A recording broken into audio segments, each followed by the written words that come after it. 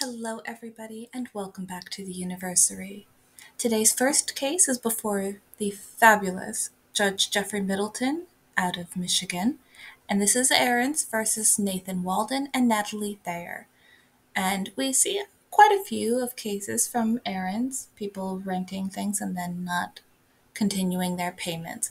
It's a tough situation when you get something on credit and then you have it and it's going through wear and tear and sometimes it gets lost or stolen or broken and you still owe money on it. And that is just a mentally uncomfortable scenario for most of us. At any rate, they do claim that some of their items were stolen, and yet there is no police report. All right, let me know what you think in the comments. Hope you enjoy.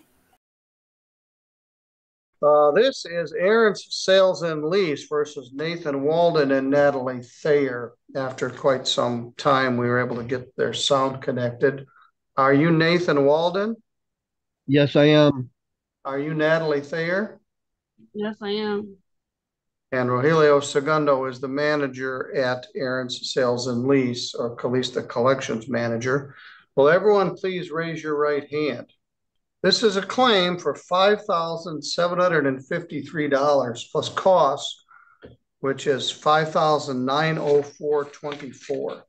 We are in small claims court, and the rules are different in small claims court. They're more relaxed. Mr. Segundo, you agree with those terms? Yes, sir. Ms. Thayer, Mr. Walden, you also agree? Yes, I do. All right. The complaint alleges that there was a contract between the two of you and Aaron's refusing to make payments. Said items on the lease were stolen and asked to bring in a report, which they never did. And the items, I wasn't clear under this new contract what was what. Some DeWalt tools. It was a PS5, a tool set, a washer and dryer, and a 75-inch TV.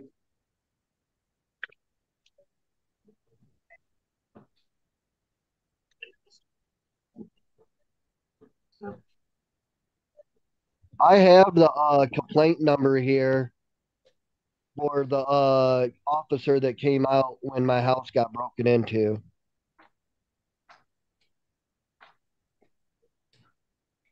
Okay. Do you have homeowners insurance or renter insurance? Just got them. What? I just got homeowners insurance last week. But you didn't have it at the time of the theft? No. I even had my teardrop camper stolen.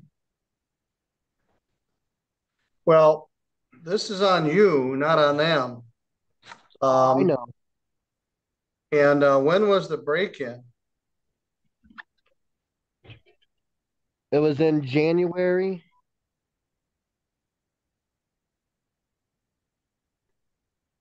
Who's the officer in charge of the case?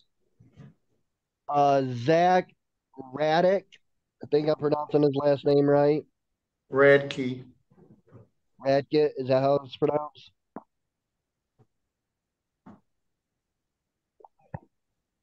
So someone broke into they stole your washer and dryer and your TV, and they stole everything out of your house? My tools and my PlayStation. All right, what about the washer and dryer and TV and that sort of thing? Yeah, I still have that. And if he wouldn't have called me, I know it's childish, but he was kind of being rude to me. I'll agree to pay because I know I owe it, but right now and I can only afford like $50 a month. And my wife ain't even on any of these. She's not even my wife, she's my girlfriend, but she's not even on any of these leases. She did sign for some of them. Her signature is, but her name ain't on none of the leases. She does. Natalie Thayer. She's the secondary on the accounts. And yes, she did sign for the others. All right. I find for the plaintiff So the tools and the PS got stolen. Those are things that are easy to steal. The washer and dryer and the TV are still there. You just quit paying for them. Well, it's a great deal. You get a rent to own, you stop paying, you keep the stuff, and you lower your payment to $50 a month for the next 25 years. That doesn't work very well for them. She is a signature on the lease for the items. So why did you refuse to return the other items? Because you got mad at him? Yeah, yeah. No excuse. If I may, I also offered to lower the price on the items that were stolen as long as, because he was paying well up until that point. We offered to retype it, and that's something that we can still do. All right. Well, I fined for the plaintiff in the amount of $5,753.10. Filing fee is $97. The service fee is $54.14. I fined it for against both defendants jointly and severally in the amount of $5,904. What I would suggest you do is you go up to the store. Right now, this gives them the authority to collect. They can seize property. They can garnish your wages, seize your income tax refund, or other things to attempt to collect on this. But he indicated they were willing to rewrite it.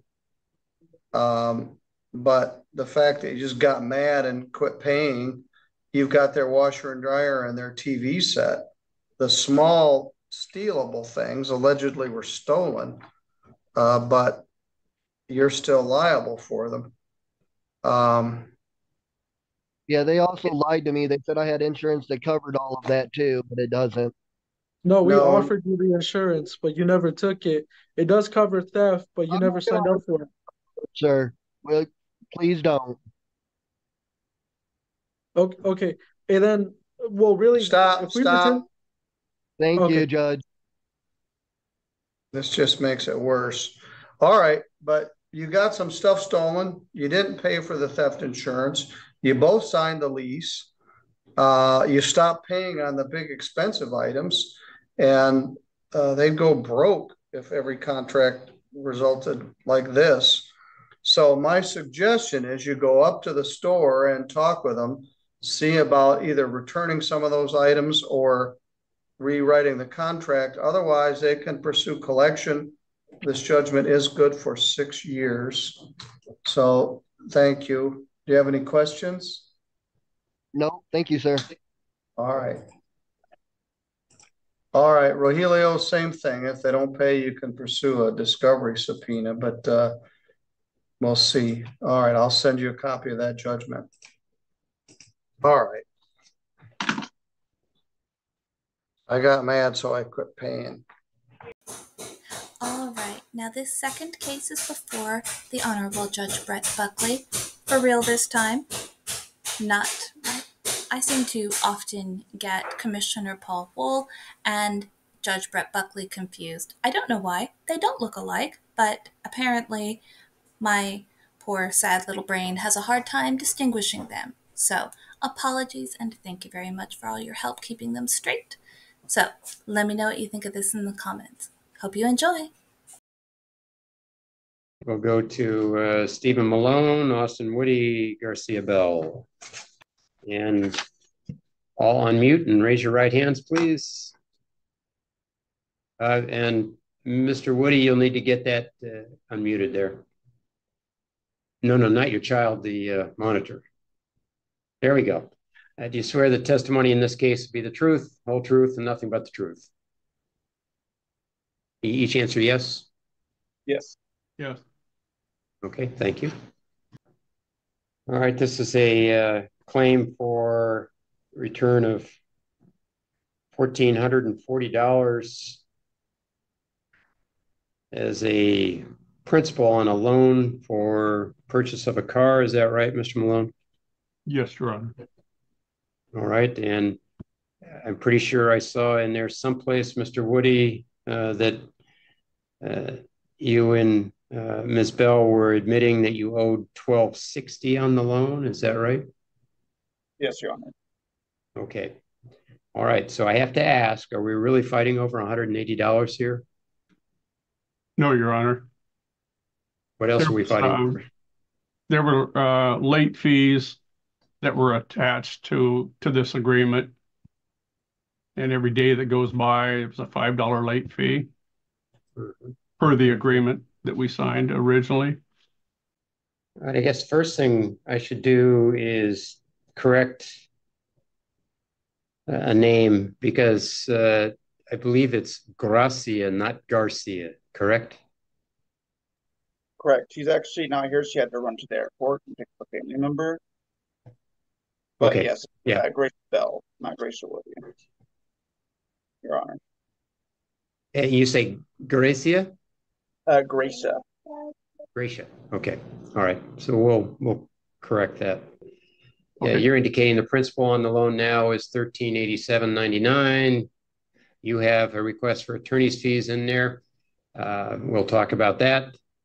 You have a filing fee in there. We'll talk about that. The service fee, we'll talk about that. But and then you have a spot for additional late fees, and you've left that blank. So what do you believe your late fees are right now? As of today, it would total exactly $500. But if we got some sort of payment today, that'd be $495. Okay, so as of today, incurred prior to today, $495. Yes, Your Honor. Okay. But what I was in late fees. In late fees. Just in late fees. I mean, this Okay. is going on like 15 months. Okay. All right. So what I was going to mention to you, sir, Yep. you know, when we worked with mediation there, I was trying to find some common ground in the middle where we could just get this behind us.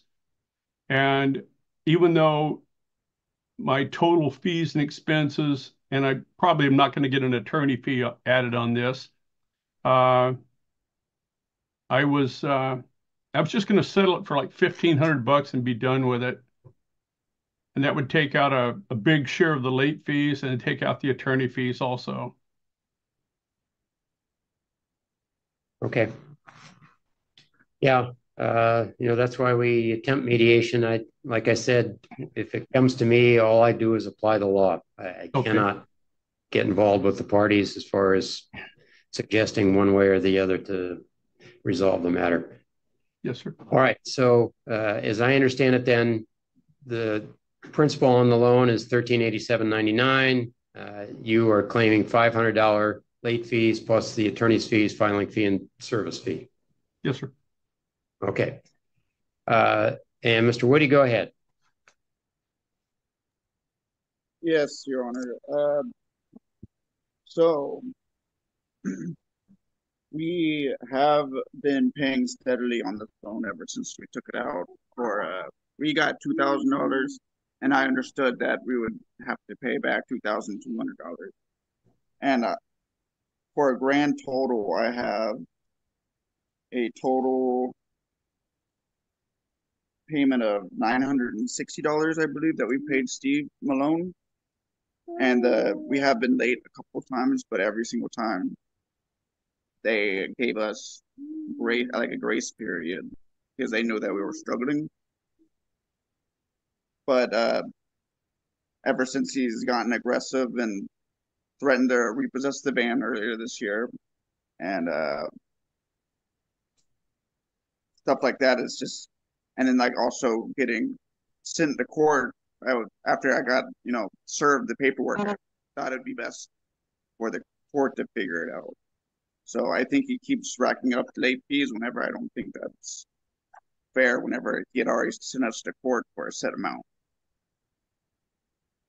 Looking at the lease agreement or loan agreement, looks like that was signed by both you and Gracia on the 25th of February of last year. Yes, Your Honor. Okay. Mr. Malone, Mr. Woody said they've paid a total of $960 on the original loan of $2,200. Is that what you have received from them? I would have to go back in and look through the sheets on that, sir, but that may be accurate. Let me see here. Because I've received total payments, according to my calculations, I've received $815. But that Actually, yeah, just so you know, I'm looking at I'm not sure what you call it, but your ledger, and it shows $960 as amount received okay. by you on the loan. All right. So I was just calculating that. Thank you. Yep. And upon receipt of the last amount from Mr. Woody and Ms. Bell, it showed, while also calculating in the late fees, $1,387.99 is the balance owing, which is what you had indicated was the principal owed at this point, plus the other costs that you were seeking. Yes. Okay. And Mr. Woody, anything else you want to say? Yes, Your Honor. By my calculations and what I feel that we owe Steve Malone is a total of $1,240. Okay, yeah, but that's with your understanding as to your obligation on late fees, that in a number of the late fee incidents that you are thinking that that was waived or not imposed. Is that correct? Correct. Ever since we got, the court paperwork saying that we were going to court, I was like, figured that it gets sorted out in court. Like it's thought I can figure it out in court at that point. Okay. All right. Thank you. I don't know if Mr. Malone is the one who drafted the loan agreement, but it's a pretty sophisticated loan agreement between private parties. And Mr. Malone, did you draft it? Did you have counsel? You probably had the Lacey Law Group, it looks like you were serving as your attorneys. Is that right? Well, I drafted the agreement, picked it up off of the internet, but I consulted with Lacey Law Group to ask for advice on pursuing this. Okay. And advice of counsel, they said I would go after it. Right. Okay. All right. My point essentially being that it's a fairly sophisticated loan agreement between private parties. But I guess that happens these days when people have access to online information, which can standardize a lot of things. So anyway, it's a fairly well put together document, and it has the signature of all the parties to it, which brings me to the point that I was making this morning. I am sure two of you were understanding me when I was indicating that passion and moral high ground are things that I can't consider in making decisions. And that's why I think, mediation is so important.